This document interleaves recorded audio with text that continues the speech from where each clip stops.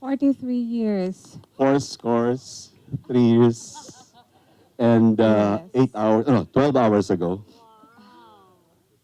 Wow. And I have nothing to say after 43 years. After losing earlier, what is... I've got nothing to say.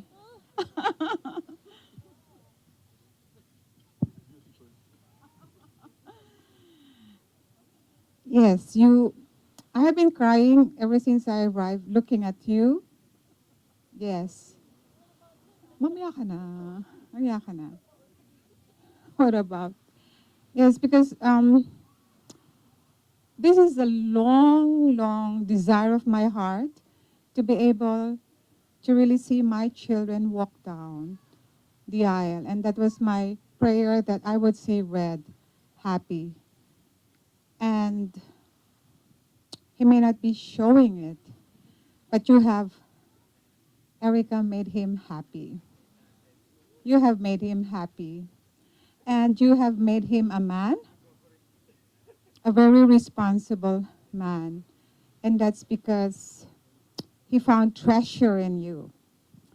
And that's where marriage starts, when you see each other so precious for one another.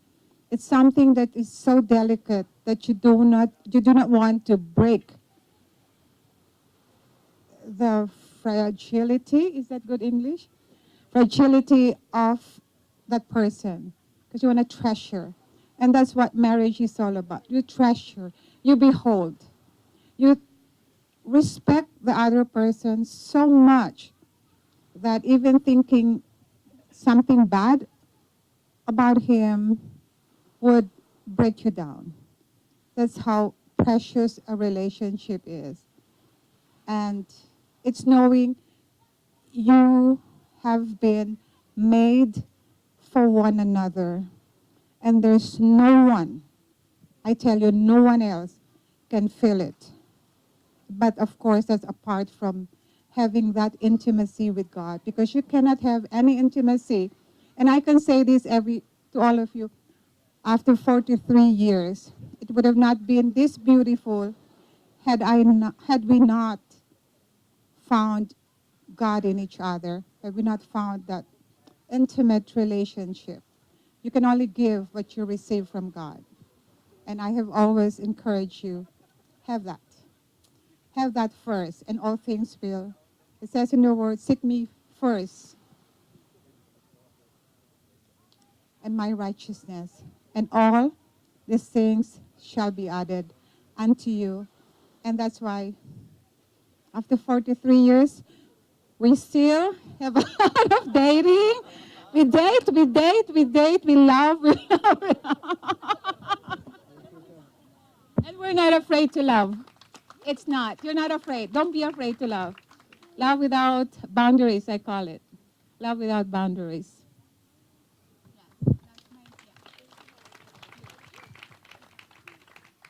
Same din po sa sinabi niya.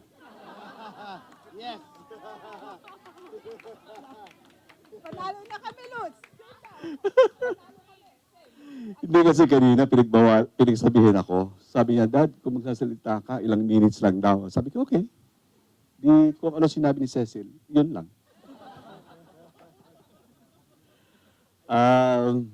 Pakita mong matigas ka. Ngayon ang pagkakataon, pakita mo, di baw lang. Di ba pwede?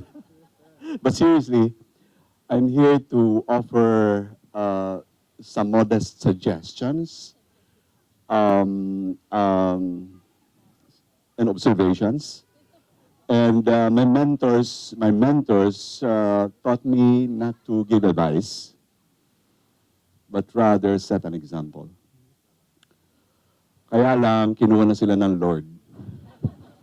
Nauna na, isa lang ang natitira, kinuha pa ng anak niya sa Australia. So, even up to this time, I am in search of a mentor. And that's one of the things that I really would like to encourage each and every one of you guys. There's nothing like having a mentor, that you have a responsibility with one another. Despite this age of being 68 and 43 years married. Nakita nyo, even with the games, we've created a lot of gaps. And that's part of the building process. Philip, yung ampun naming anak, it's still a part of a process. And anak ko yan. So, ang katunayan niyan talaga, kitang-kita mo yung kaibahan ng samahan kahit na 43 years na. And we're still building and creating a very lovable foundation to limit the gaps. Kasi ang buhay naman talaga, ang para sa akin is, iba yung, wala kang makukuha kang kapareha sa buhay, sa journey ng buhay na ito, na pareho kayo. Talagang alpha zeta. And ang kagandahan ng relasyon ay ihahanap mo ng kagandahan para magpang-uri yung dalawa, para maging closer. Which is actually at this time, we're still struggling. Honestly, hindi hanggang ngayon, hindi pa kami tumitigil ng pagde-date. At yung nangyari kanina, tandaan mo, ito natutunan ko sa pastor ko. May araw ka. Mamaya, mag-uusap tayo. At ano sabi ng pastor ko? Mamaya. But seriously, one thing that I've noticed in you guys is a very enviable relationship. That's one thing that I really pray that you value it well, because this is a very intangible thing in life that you can be proud of. I will repeat the word. I rarely repeat the word. It's very enviable. Try to value it well, and you deserve to throw it back to the next generation and make a very contagious effort to share it forward. Honestly, I tell you, it's really very enviable. And lastly, sabi ng mentor ko, yung AAA. AAA, no? AAA. Ano ba yung AAA? Alam mo, hindi.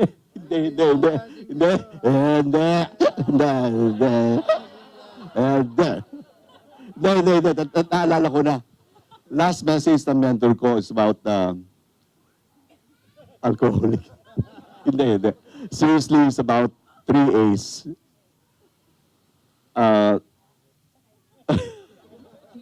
Altitude, aptitude, and attitude towards another. Okay, let me define that. Everyone do have talents and aptitude that's been given by the Lord. Aptitude is actually there just to be appreciated. But it's not actually the aptitude, but the attitude that establishes your altitude. Meaning, huwag kang aalis sa apak mo sa lupa na kahit na anong mangyari, kahit ngungu ka man or what, nakatapa ka sa lupa and be humble. That kind of relationship, I think, would be something that will be worth suggesting, na kahit na anong level ng pamumuhay ang abutan ninyo, ang relasyon nyo, ibigay niyong maigi sa attitude nyo towards one another. You're so blessed to be having that kind of relationship. Bow po. God bless you even more. Maraming salamat. Thank you, Daddy and Matthew, for that wonderful speech and words of wisdom. Happy anniversary again. Guys, I would like to remind you, your disposable cameras, are you using them? What? I know. Okay, so they are not paperweights, guys. Please start winding them up and click, click, click, okay? Okay, so I have the greatest honor right now to introduce one of my favorite people for an impromptu speech. She is like my mother, my mommy, wannabe, feeling. Anyways, also my sister, because she's totally cool. The mother of the bride, Tita Rhea. Guys, give a round of applause.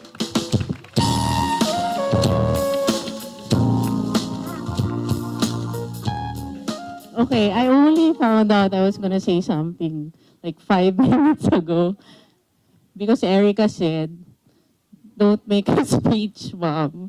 Kasi I I won't tell them na. I won't tell them na. But first of all, thank you everyone for coming to Red and Erica's wedding. Yes. And even from those people who traveled all the way from out of the country to be here today. So some of Red's relatives, or cousins from the US. Anton from Australia, from Brisbane. Oh, also from Canada? Oh, they're from Canada. Okay. Oh, and Sin from where? Ah, there. Sin from US. Philip from San Juan. Okay, first of all, I'm not gonna cry. I'm not gonna cry. Um,